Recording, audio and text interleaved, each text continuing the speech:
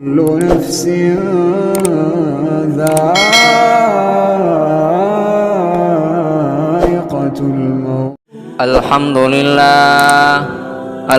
لله وكفى والصلاة والسلام على من لا نبي بعده أما بعد فأعوذ بالله من الشيطان الرجيم بسم اللہ الرحمن الرحیم۔ میرے محترم بزرگوں، ساتھیوں، السلام علیکم ورحمۃ اللہ وبرکاتہ۔ آج میں آپ حضرات کے سامنے سیرت کی کچھ گزارشات عرض کروں گا۔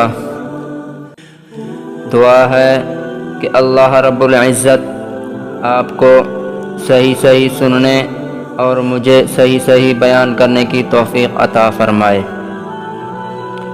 جب شوال میں حرب فجار کا سلسلہ ختم ہوا، ذی-قعدہ میں حلف الفضول پر نئے سرے سے عمل کے لیے کوشش شروع ہوئی۔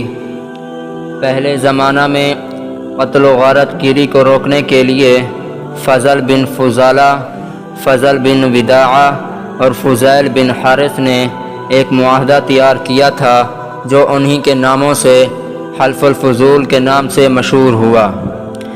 ان میں 2 فضل تھے اور ایک فضیل، تینوں کو جمع کر کے فضول بنایا گیا اور حلف معاہدہ کو کہتے ہیں، اس لیے اسے حلف الفضول کہا جانے لگا۔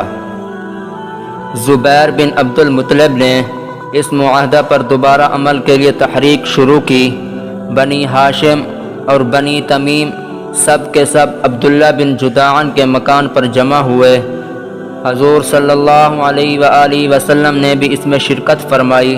سب نے مظلوم کی مدد کرنے کا عہد کیا، خواہ وہ اپنا ہو یا پرایا، دیسی ہو یا پردیسی، اس کی امداد میں کوئی کوتاہی نہیں کریں گے۔ آپ صلی اللہ علیہ وآلہ وسلم فرماتے ہیں کہ اگر اس معاہدہ کے مقابلہ میں مجھے سرخ اونٹ دیے جاتے تو میں ہرگز پسند نہ کرتا، اور اب زمانہ اسلام میں اگر مجھے اس قسم کے معاہدہ کی طرف بلایا جائے تو میں اس میں شرکت کو ضرور قبول کروں گا۔